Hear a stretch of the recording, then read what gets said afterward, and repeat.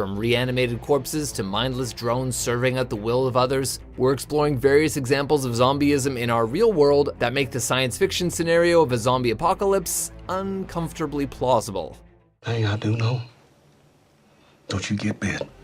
Number 5. The US government has a plan for a zombie apocalypse. Wow, 6 hours on the dot. Yeah, well, practice makes perfect.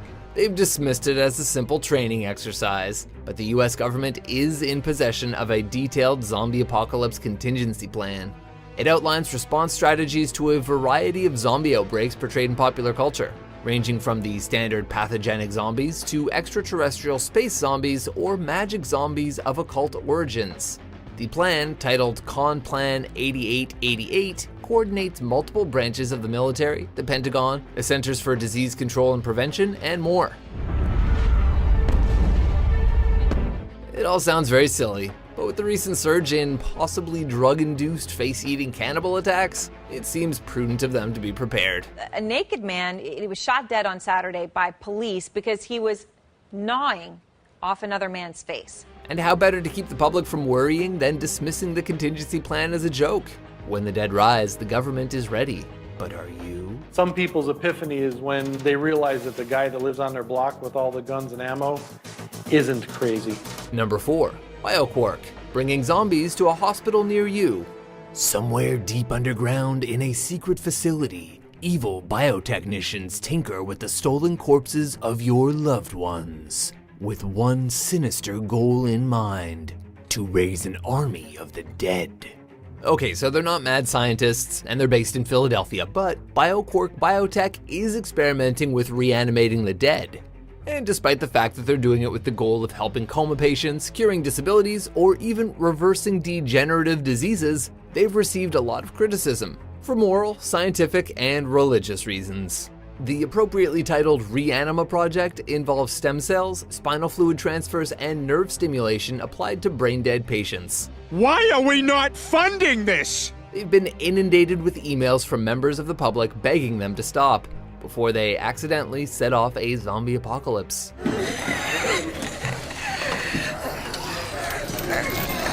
Number 3. Wasps are already creating zombies. This should guarantee that you'll never complain about a simple wasp sting again. Various species of wasp actually take control of the minds of other insects, turning them into zombie slaves. The Costa Rican parasite wasp injects spiders with a chemical that makes them build a specific web to support and protect the larva's cocoon, with the spider's own body acting as the central support and ultimately a meal. The jewel wasp performs brain surgery with its stinger on cockroaches to make them into lobotomized living incubators for their young. The wasp twists its body around the roach so it can sting into its brain and inject the zombifying mixture.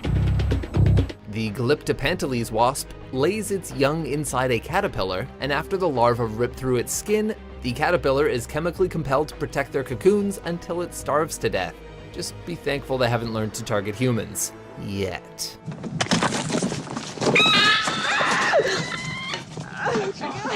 Oh, God! Number 2. Fungal zombieism is especially terrifying. If there's one form of zombieism you should worry about, it's the fungal variety, because from a scientific perspective, it's theoretically possible. Its infected brain directs this ant upwards. You wouldn't start eating brains, but a fungal infection of the brain could take control of your motor system. In the tropical forests of Thailand and the rainforests of Brazil, one terrifying fungus sends spores out into the air which work their way into the bodies of ants. There, the fungus begins to grow, spreading chemicals to the brain which take over the motor system, directing the ant to a suitable place to sprout. Only once the ant reaches this location does the spore finally kill it. It then uses the ant's corpse as a macabre flower pot to restart the cycle. The fungus is so virulent, it can wipe out whole colonies of ants. Number 1. There have been cases of voodoo and chemically induced zombieism. Fungus might be the future of zombieism, but zombie human history lies in voodoo. Some call it magic, others call it drug-induced slavery. Either way, it's a nightmarish concept. In the early 20th century, US Marines returned from Haiti with horror stories of voodoo practitioners raising the dead. They've been credited with bringing zombie culture to America. So what did they actually see? It's believed that voodoo priests use powerful poisons like bufotoxin to make a victim appear dead. The victim would be buried, then the priest would exhume the body and keep the victim in a drug-induced stupor to perform hard labor. This was the case with supposed former zombie Clervius Narcisse, who in 1980 returned home 18 years after his own funeral, when his master finally died and the controlling substances wore off.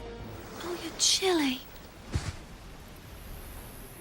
So, are you going to be putting together a zombie survival kit of your own just in case? And do you believe the government's zombie contingency plan was really just an exercise? For more stupor-inducing top 10s and macabre flowerpot top 5s, be